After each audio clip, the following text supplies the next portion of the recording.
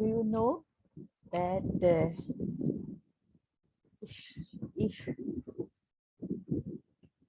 you are very negative, then you give your power away to somebody else. You are on a very weak spot, and people will start manipulating you because you are exposing your vulnerability to somebody. You are not acknowledging it, you are exposing yourself. And being a leader, do you also realize that it is very important to keep your mind in control? Hi, this is Samrita. I'm a leadership growth mentor and I help working professionals to get unstuck and get accelerated growth in their career. So, I'm going to tell you one simple trick with which, whenever there is a negativity, you can withdraw and be yourself, be onto your power, and be in control so that you can lead still, right? So, whether at workplace or at a social circumstances or in your own personal life, it is very essential to be in hold of your mind so as to be useful for yourself in a receiving mode for for the universe's wonders and contribute more, implement more, impact more. That is what I have been trying. So with a very strong mind only we can do that, right? So here is what I recount as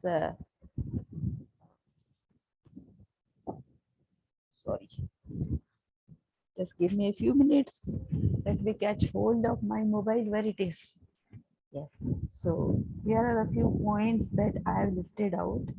And so the trick is to ask beautiful questions.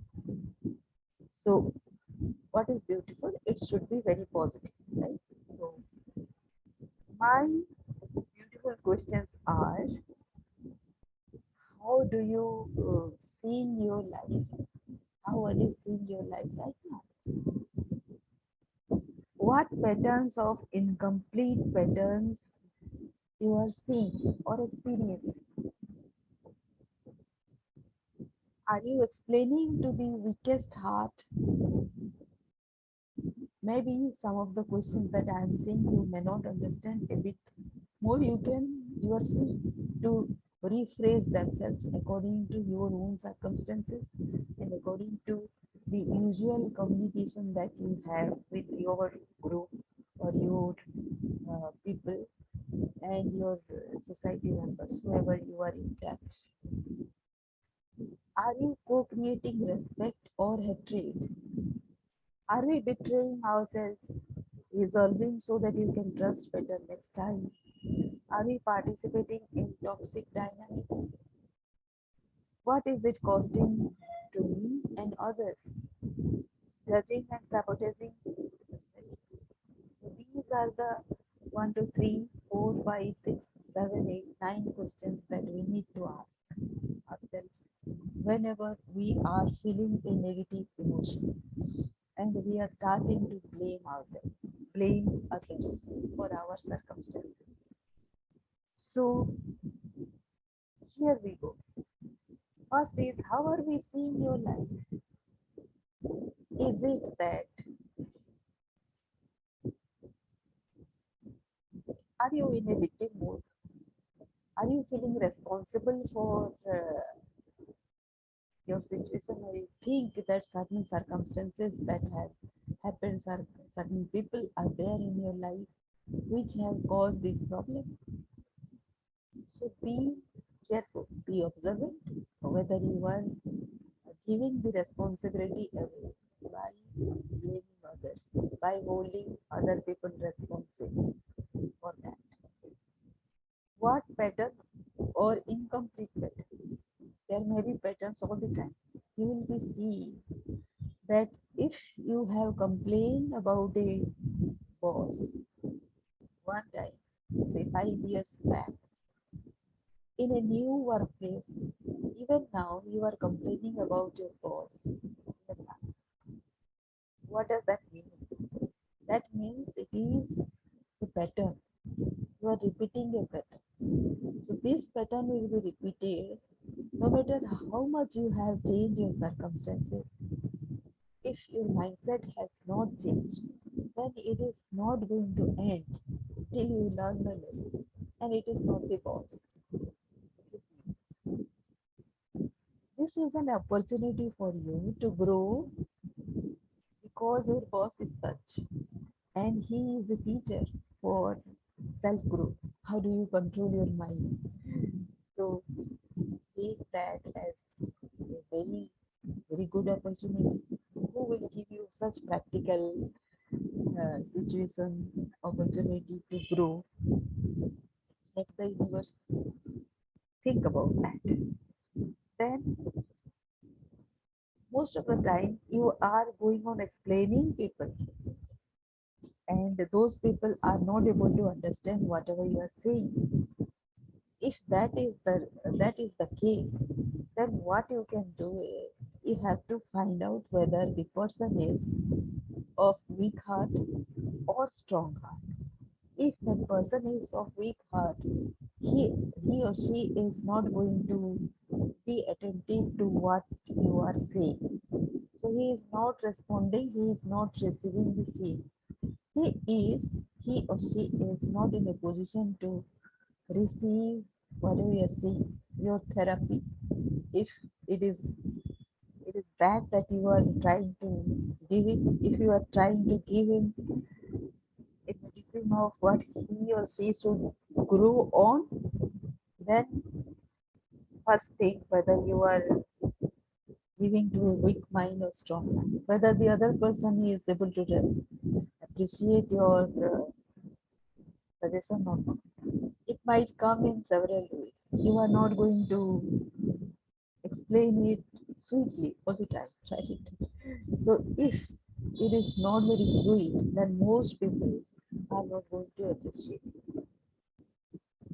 That doesn't necessarily mean that people are normally weak-minded, weak-hearted, but still, why to take chance, right? That is what I'm trying to tell you. So once or twice you may explain, but next time, please don't explain, don't bother. Just give them a listening. Those people, they require a listening from them so as to trigger their inner power, right? They want somebody to listen up. Does it that happen to you also at times? At times it happens to everybody. Each of us is a bit of mixture of strong and weak heart. Sometimes we need listening of a much more powerful person than us, and we become weak. Are you co-creating respect or hatred?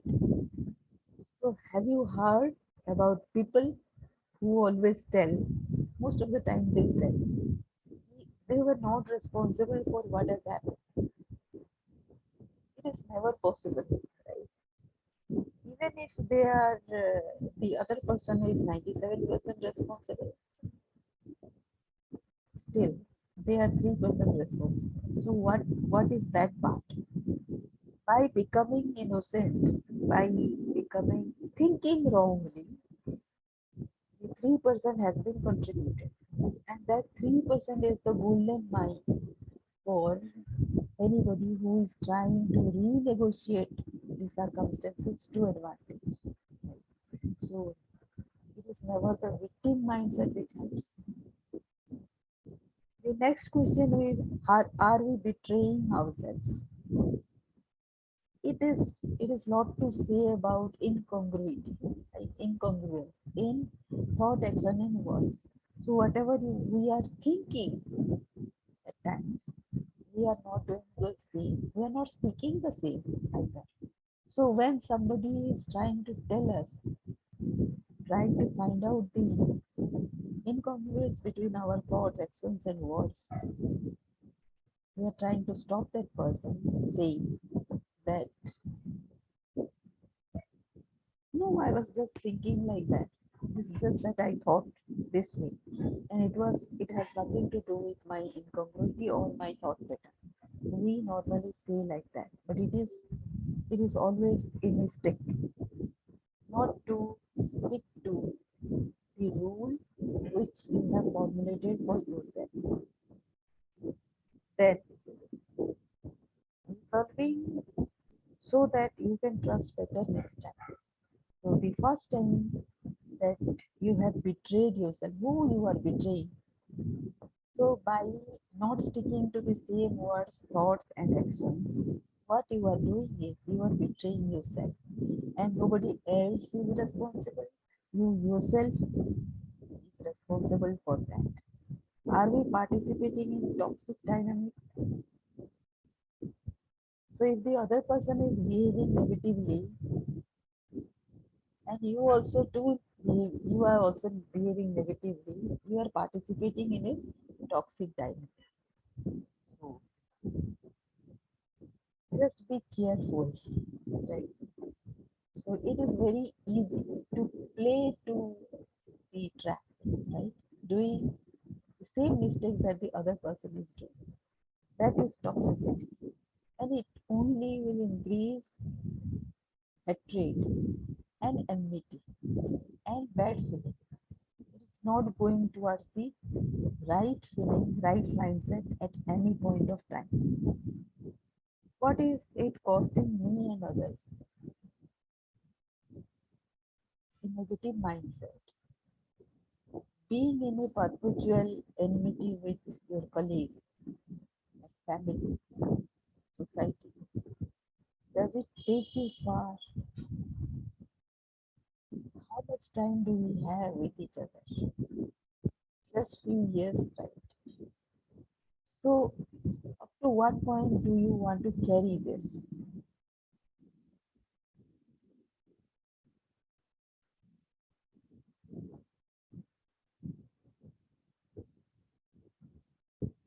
This is something we need to think about, right?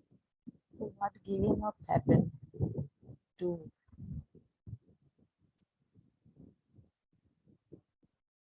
correct this? I at times wonder, nothing ever, not prepared to give up anything, and still trying to restore something. Is it logical? Anything. I'll be still bothering about that, but also we can ask ourselves further questions, further deeper questions. What can we take? How can we benefit? How can we stay in peace? These are the questions we need to ask ourselves. Judging and sabotaging yourself. So, to judge, there is a saying that when the other person is saying something, don't assign a judgment or an intention behind whatever he or she is saying. So the most we can do is we can assign a positive intention towards that. We can assign a positive intention at the best. Being neutral is not always possible, but a positive intention so that we can start from there. It doesn't bother us whether the person has a negative intention or not. How are we bothered whether the person has a negative intention? We can, with our own positive intention, literally can change his exterior designs or whatever negativity he or she would have. We are on our path, right?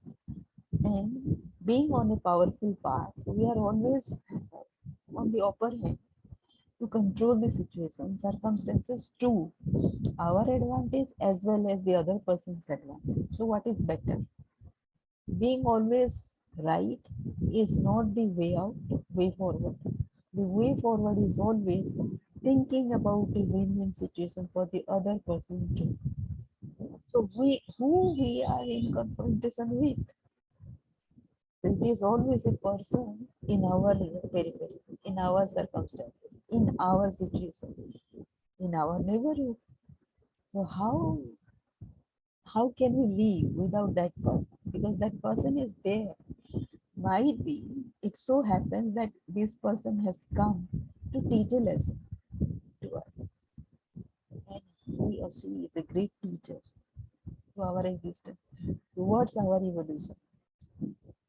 So if we can ask these questions, then it will be nothing like it.